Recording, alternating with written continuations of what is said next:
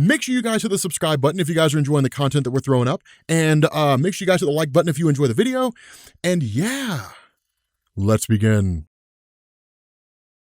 All right, what's going on, guys? This is Rob, and initially I didn't plan to cover this soon, but once I got into issue number 27, I was like, okay, I'm gonna go ahead and just cover this first part now, and then we'll just cover it as it gets released. And so the next one won't be out until September 16th, right? So we have a little bit before the next issue gets released, but Venom Beyond basically comes in the aftermath of Venom Island, and Venom Island wasn't overly important, right? I mean, it had a couple things that were kind of important to it, but if anything, it was probably like an epilogue to Absolute Carnage. The cool thing about Venom Beyond is this is actually a really great jumping on point if you really want to, right? Like all you really have to do is search for like Dylan, like do a quick little thing on Dylan, and then that's it, right? That's really all you need. And so the really two big important things that came out of Venom Island is that one, Eddie Brock was offered membership to the Avengers, but doesn't really seem to have joined yet. And two, he basically told the Avengers about the coming of Null, right? So that sets up the whole like Null arriving on Earth event. So at the very least, the heroes are aware. Now, something that goes into Venom Beyond with this initial instance is we basically pick up with this guy basically fleeing for his life, right? Just essentially running. And ultimately he bumps into Eddie Brock. Now, the crazy thing about this is the guy, Eddie's like, dude, what's going on, man? Is everything cool? And the guy's like, yeah, man, something's chasing after me. And he's like, oh, that? Oh, here's the deal. You're a hard man to find. Like, I just had that guy go after you. I had my symbiote attack you to basically chase you here so that I could catch you, right? So literally setting up a trap.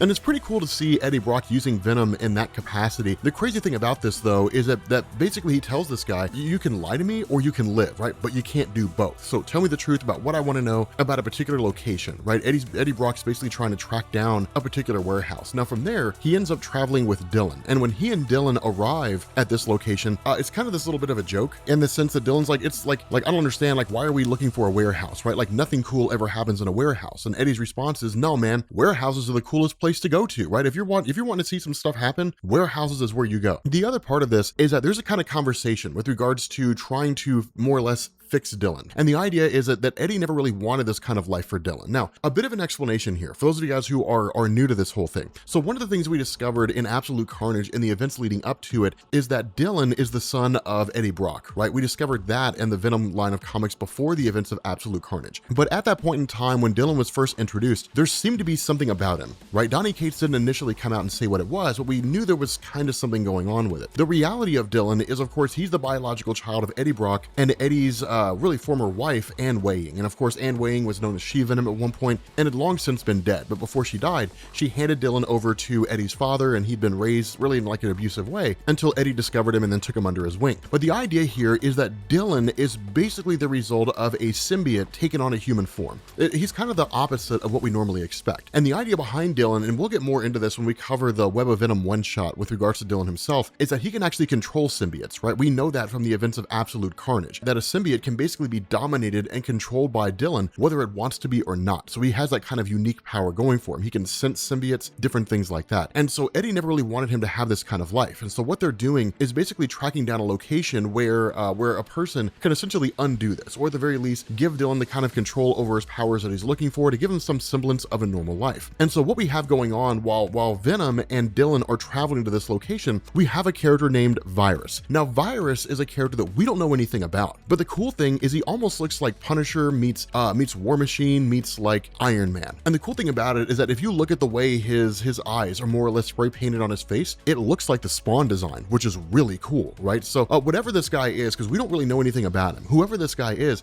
basically chasing after Eddie Brock, right? He's constantly chasing Eddie. And the cool thing is that once they arrive at this warehouse and then Eddie kind of freaks out and smashes down the door, you end up finding the Maker. Now, the strange thing about this is we know the two of them are kind of working together, but immediately the Venom symbiote starts hitting to Eddie along with Dylan and saying something's not right here, something's wrong. The symbiote himself should be able to detect the Maker, right? Like recognize him as an object that's there, as a being that's there. Dylan should be able to do the same thing. But the problem is that both the Venom symbiote and Dylan, as far as they're aware, there's nothing there, right? They can physically see him, but they can't actually detect him. It seems like something's off. And so whatever it is basically seems to kind of be cloaking or clouding the existence of Maker to a degree. And that's what's kind of nuts, is because you see this sort of conversation going on between Eddie Brock and the Maker, and it's kind of like this idea of hitting at like codexes and so on, what we saw during the events of Absolute Carnage. But at the end of the day, it always seemed like the Maker had this kind of nefarious plan against Eddie. And the reality is that what we know about the Maker is he's just trying to return back to his native universe, right? Trying to get back to the ultimate universe. We know there's also another plot going on with this character we don't have a whole lot of information on, but what we also end up learning here is that the reason why the Venom symbiote and Dylan cannot detect Maker is because Maker is wearing the Ultimate Universe version of the Venom suit. Now, for those of you guys who are unfamiliar with that, in the Ultimate Universe, unlike the main Marvel Universe, the symbiote was engineered. But the reason why the Ultimate Universe symbiote matters so much is because the main Marvel Universe symbiote, to a degree, was static insofar as it had a set of abilities, and those abilities couldn't really be modified. But with the Maker and having a engineered symbiote, it means it can be changed on a whim. You can do anything with it, right? You can adjust its powers, you can do all kinds of stuff. It's just adjusting code. And so because of that, it basically overpowers Eddie Brock and actually knocks him out of his own symbiote, which is a pretty cool display of power. And the Venom symbiote, of course, reconstitutes itself to Eddie, but then it's just kind of like, okay,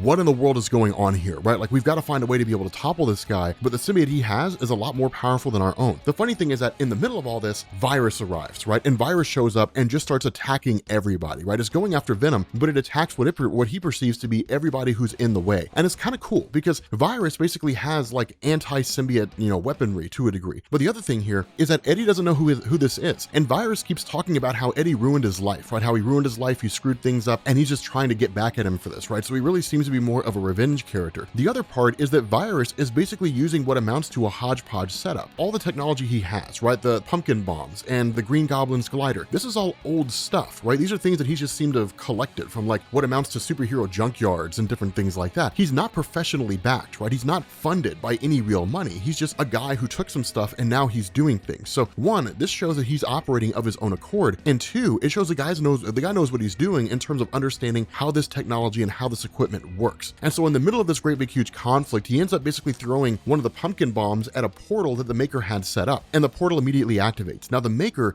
gets yanked through, but so does Dylan and Venom, right? And so the result of this is that you basically have the Maker who shows back up in the Ultimate Universe, but the whole place is trashed, right? Everything seems to have been totally destroyed. Now we know the Ultimate Universe had been back for a long time. We knew that from a few teasers that we got here and there, but it wasn't officially returned until Brian Michael Bendis wrote Spider-Man 2 and then left for DC Comics. So the Ultimate Universe has been there for a little while. Marvel has included it from time to time, and I think it's actually a pretty big deal here that Marvel's actually focusing on the Ultimate Universe. The idea was that in the aftermath of Bendis leaving, Marvel seems to have just kind of like clean slated everything that Bendis did. Any of the work that Bendis had going on, Marvel either undid it or pretended like it didn't exist. But the fact that it's being put out here now as a thing that does exist and Marvel editorial seems to be okay with it really points to the fact that the Ultimate Universe is going to be returning in a big way. The other part of this is that with the portal having been activated before the Maker was yanked through, he basically said we're going to end up being scattered across different dimensions. You end up having Eddie Brock and Dylan who arrive in what seems to be a totally different reality than where the Maker ended up in. And we don't really know much about this place. In fact, it's not really even given to us as a numerical designation. Instead, we just kind of have this flag that's flying with a particular symbol which looks reminiscent of the House of M, but it's basically one of these things where the Venom symbiote and really Eddie Brock kind of begin to comment on some of the things that can happen now, either by virtue of the events of Absolute Carnage, of what the Venom symbiote has learned along the way. The cool thing is that you end up having this scenario where you're basically explained that like the Venom symbiote can do a lot more than it used to, where the Venom symbiote was able to dodge Spider-Man's spider sense, and it had like all the abilities of Spider-Man with like a few enhancements, increased strength, different things like that, that now the Venom symbiote can do things like predict earthquakes. It can feel the presence of danger from like miles away. So like Spider-Man's spider sense totally amped up. It can basically see in the dark. It can breathe underwater. It can talk in space. It can heal almost any wound, right? So like the Venom symbiote's kind of been blown up in terms of its abilities. These abilities have kind of been expanded on. The ones that were established before have been added by some of the ones that we've listed now, because what you have here is the Venom symbiote basically telling Eddie, there's a hive mind on this planet, right? This planet seems to be ruled by symbiotes. I don't really know. I'm trying to understand what's going on here, but Dylan is almost kind of in the same boat, right? That it's almost confusing and it's almost a bit baffling because he has this massive influx of all this information from what seems to be this Venom hive mind all flowing into Dylan himself as well as the symbiote. Now, of course, as soon as they arrive, Virus is right back at it again, right? Virus is coming right back at them. And I love the way that Donny Cates does this, because the worst thing he could have done was to throw Virus away. Not really throw him away, but to say like, he doesn't appear here. He didn't follow them. The reason why this matters is because what it shows is that whatever vendetta this Virus guy has is intense, and he will chase after Eddie Brock no matter where he goes in order to find him. The other part of this is that there didn't really seem to be any indication that if a person person passed through the portal, then unless they intended to go to a particular place, then they would end up somewhere in particular. Instead, he would just kind of be scattered indiscriminately, right? And so what this seems to indicate is that whether by his own intelligence or some technology that he has at his disposal, that Virus was able to kind of chart the portal more or less, or we can kind of assume the multiverse to a degree, and basically chase down Eddie Brock and then find out where he's at, right? And then locate him and then travel to that particular universe, which is no small feat. The only people that we've seen to be able to do that in Marvel Comics up to this point are multiversal characters like, the Molecule Man, Owen Reese, or maybe somebody like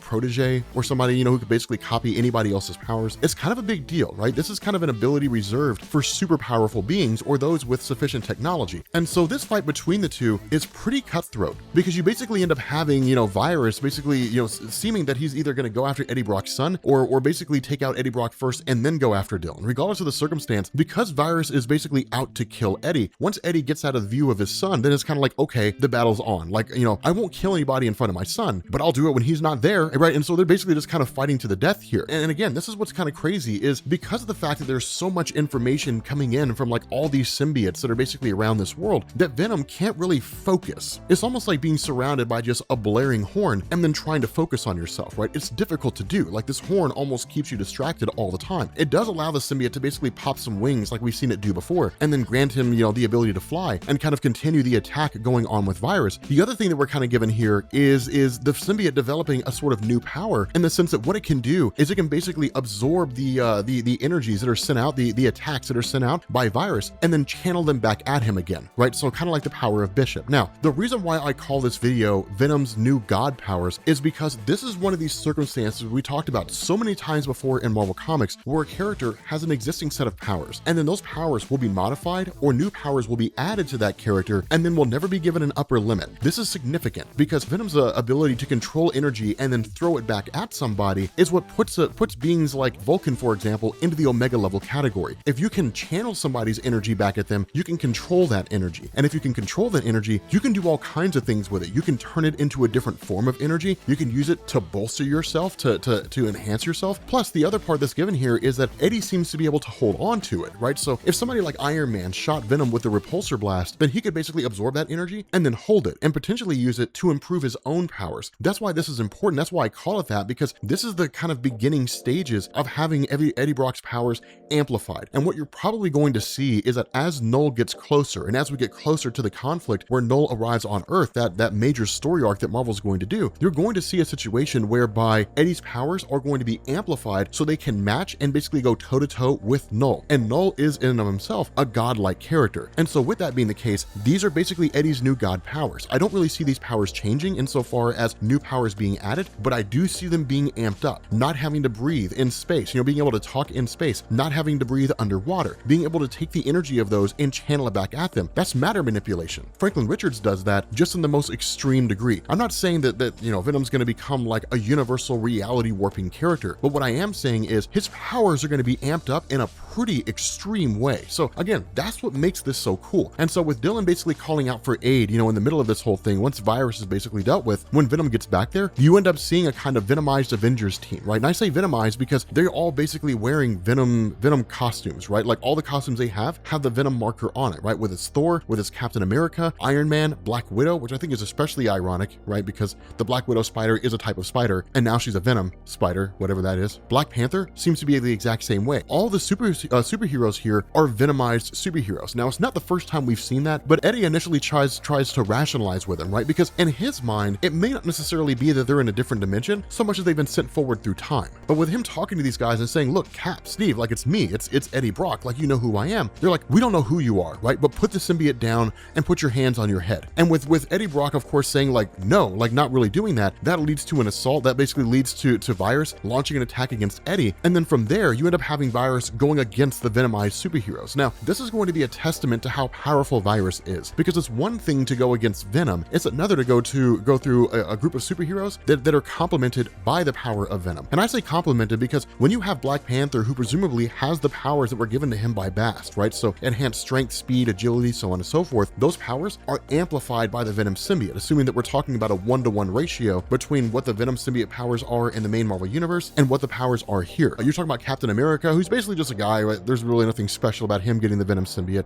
And then in turn, like Thor, you know, that kind of a thing, his powers being augmented and amplified. You're really talking about some heavy hitters here who are even stronger for the symbiotes they have. And so with that being the case, you end up finding out that one of the ways in which Virus gets the upper hand, while you have Eddie Brock basically fleeing, one of the ways in which Virus gets the upper hand on these symbiotes is by using symbiote disruption technology, using a combination of what seems to be sound waves and fire, and using them to blast Captain America. But what you end up learning here is that much like the Venom symbiote that we see in the main Marvel universe, these guys can reconstitute themselves. You know, you destroy them and it blows a piece of the symbiote off, but it just reforms, it restructures, which makes them wildly difficult to kill. The other part of this is that using anti-symbiote technology is illegal within this reality, right, on this Earth. And so of course, Virus being overpowered is taken into custody. From there, you end up following Eddie and you end up following Dylan, and it's kind of like, okay, like what in the world is going on here, right? We're obviously not in our own universe, right? We're not in the universe that we came from. We're in some other place. What in the heck is happening here? And as they're making their way through, there's suddenly a giant blinding flashing light. Now we kind of switch back to what's called the Hive, which seems to be the base of operations for these various Avengers who are being led by a particular guy, basically known as the Codex. We don't really know who this guy is, and we're not really shown any information or shown any indication of who this guy is. Instead, he's basically the guy running the show. But then you end up having the helmet of Virus being removed. We don't find out who he is. Instead, it's just this guy basically saying, I have no idea who this guy is. I don't know who this, I've never ever heard of this guy. So the implication seems to be he's a totally new character in Marvel. He's not a character that we know of. He's not somebody who we've seen before, who was screwed over by Eddie and basically made his return. But the other cool thing here is that with Eddie and Dylan kind of on the run, they're met by what's basically the rebellion, right? A group of these individuals who are trying to face off and destroy these various symbiote forces, right? So obviously the symbiotes conquer the world at some point. We just don't know how far reaching this is. But what we end up basically seeing here is this rebellion is led by a new Agent Venom. The Agent Venom of this reality is a wholly new person. And I gotta tell you guys, this Agent Venom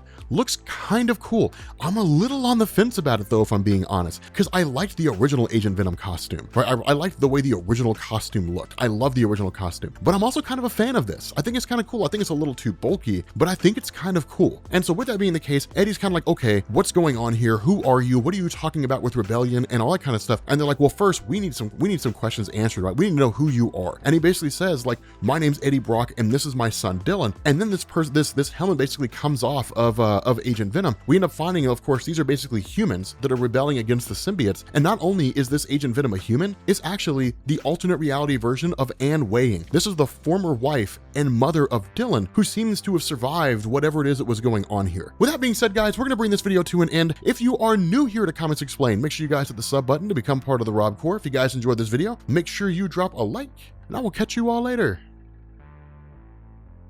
Peace.